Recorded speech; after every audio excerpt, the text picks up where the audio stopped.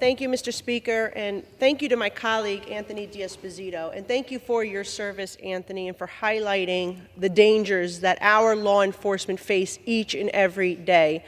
As a representative from New York City, it breaks my heart to see that we are losing police officers year after year, not just to retirements and those who are fleeing our state, but those who are being murdered by criminals who should not be on our streets. We talked about how 374 police officers have been killed in the line of duty since Joe Biden became president in 2021. That includes 5 of our brave NYPD. Detective Sakos, Detective Rivera, Detective Mora, Officer Fayez, and of course the latest being Officer Jonathan Diller. We must listen to the words and the pleas of their widows, of their parents, of their family members, of their fellow law enforcement officers who are saying that this is preventable. And if we see that our police officers are not safe in cities like ours, how can the public be safe?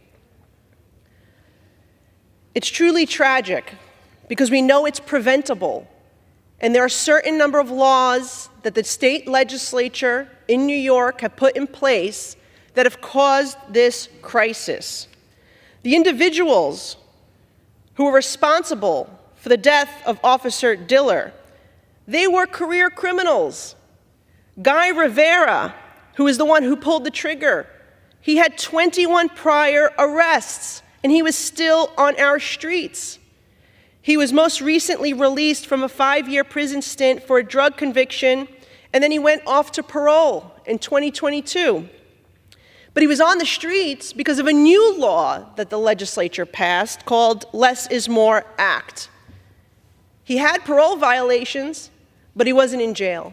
And that's because of the actions of our governor and the state legislature. His partner, the other perp, was arrested at least 14 times for things like robbery, assault, even attempted murder in 2001. He was sentenced to a decade behind bars, but guess what? He's back on the street, and in April, he was caught with a loaded illegal gun. The DA sought bail, but the judge agreed on bail, but not for monitoring. And so he made the bail and was released back onto our streets again. It is so tragic to see that these laws put in place by our legislature have caused the death of these police officers, but New Yorkers are being hurt each and every day by people who have not a dozen, not 2 dozen, not 3 dozen, sometimes even 4 dozen prior arrests, and they are still on the streets because of the revolving door. We just heard of another cop who was hospitalized last week after being attacked by 6 migrants at a Target in the Upper East Side.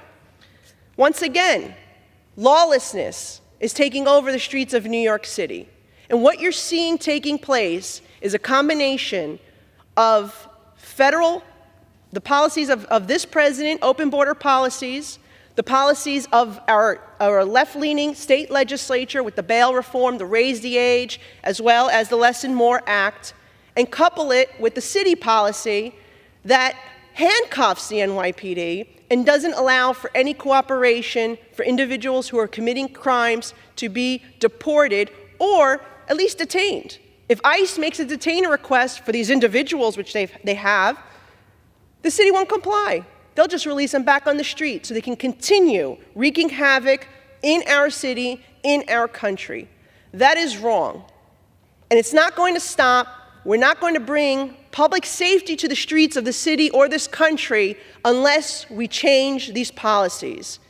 And so the left-leaning Democrats who continue to vote for these policies, support these policies, refuse to repeal or even adjust or fix these policies, we're speaking to you tonight, and we are echoing what the widows and the children and the parents and the family members and the community where these police officers are and the millions of crime victims we are seeing across our country reside.